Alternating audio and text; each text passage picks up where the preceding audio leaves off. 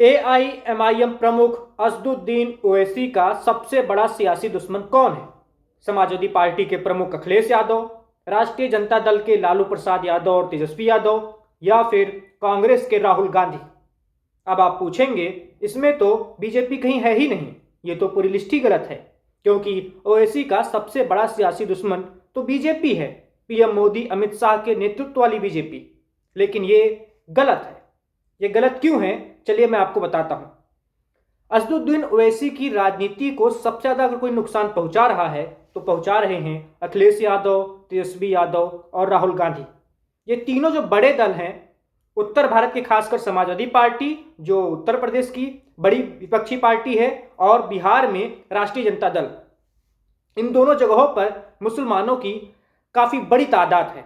उत्तर प्रदेश में करीबन 20% मुस्लिम है, जिनको टोटल आबादी कहें तो 3 करोड़ के आसपास होगी। ऐसा ही कुछ बिहार में भी है। बिहार में भी उनकी आबादी 1 करोड़ से ऊपर है मुसलमानों की। इन दोनों राज्यों में अपना विस्तार करना चाहते हैं ओवैसी चाहते हैं कि उनकी पार्टी एआईएमआईएम बिहार और यूपी में अच्छा प्रदर्शन करे। लेकिन अखिलेश यादव और तेजस्वी यादव ओवैसी को बी टीम बता देते हैं बीजेपी की, यानी वो सीधे सीधे ओवैसी के ऊपर ठप्पा लगा देते हैं बीजेपी की बी टीम होने का, और कहते हैं कि ओवैसी यहाँ चुनाव लड़कर, यानी यूपी और बिहार में चुनाव लड़कर सीधे तौर पर बीजेपी को फायदा पहुंचाना चाहते हैं। ओवैसी यहाँ पर चुनाव लड़ते हैं। इससे होता क्या है कि जो वोट समाजवादी पार्टी को मिलना रहता होगा, जो वोट राजद को मिल रहा होता है, उस वोट में बिखराव हो जाता है, और इससे बीजेपी की जीत की राह आसान हो जाती है।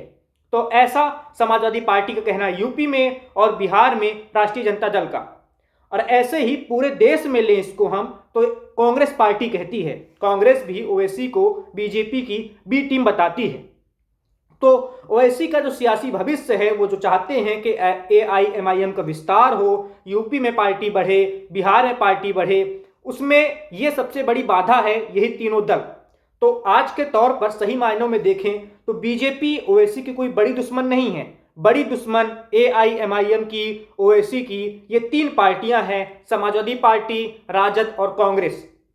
अब चुनाव की बात करें तो चुनाव में कैसा ओवैसी क्या चाहते हैं, तो बिहार में ओवैसी ने 2020 में ओवैसी की पार्टी को कुछ सफलता जरूर मिली थी।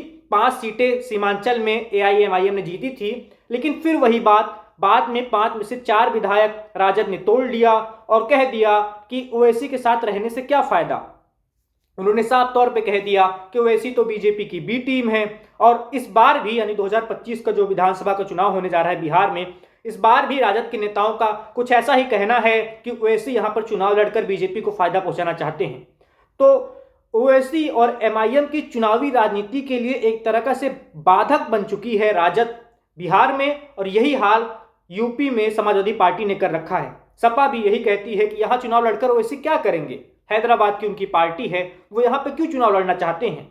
उनका कहना होता है कि ओवैसी के यहां से लड़ने से सीधे तौर पर बीजेपी को फायदा पहुंचता है।